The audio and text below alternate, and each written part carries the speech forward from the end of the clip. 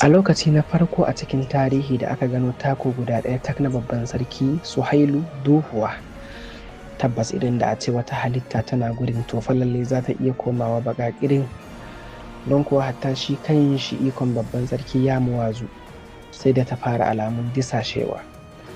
Da a ce wata halitta tana iya ɗaga idanuwanta zuwa sararin samaniya da za ta ga bayyana taurari guda 15 waɗanda suka shiga laujin tsinuwa da kuma furushi irin na la'ana, suna masu faman alawadai da wannan taku. Tabbas wannan taku ba a so aka yi shi ba. To sai dai lokacin ya yi daidai da bayyana takwabin Duduwa. Hakan ya yi daidai da ɗaukewar sautin da taurarin ke yi. Tsit, babu ihu, babu alamunsa. Amma idan da za ka kalli wannan takobi, za ka iya tunanin cewa ko dai wannan takobin da kuma ikonta ne ke janye duk wani iko da kuma ƙara. Kai hatta iskar gurin idan baka kai ƙololuwar mataki ba, ba za ka iya amfani da ita ba. Tabbas ita ce makamin da aka ce an jiyo su kansu taurarin asali suna mata kirari. Ita ce Duduwa ce gabashi baya, Duduwa iko mai cin iko, Duduwa bagar tauraruwa, Duduwa tsohuwar tauraruwa, Duduwa sirrin zuciya.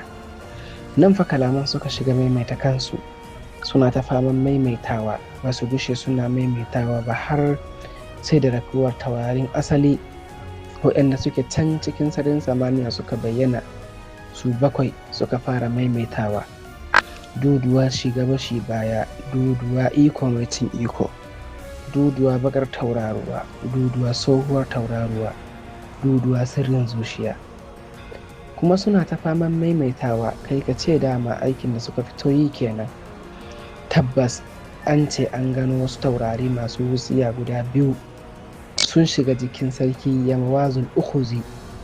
To amma tabbas cewar an gano ɗaya daga cikinsu, su biyun masana sun ba da tabbacin cewar wannan tauraruwa ita ce Jadi. To amma tabbas an kasa gane ɗayar tauraruwa.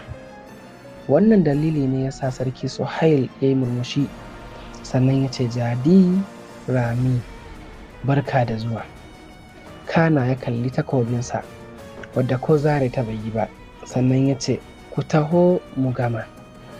Nan fa kaho irin na rago ya fito wa sarki ya muwazu a kafaɗunsa da ma na dama da hagu, sannan wani rami mai tsananin duhu ya bayyana a tsakiyar cikinsa wanda babu komai a ciki, kuma babu alamun ramin ya bulla ta baya.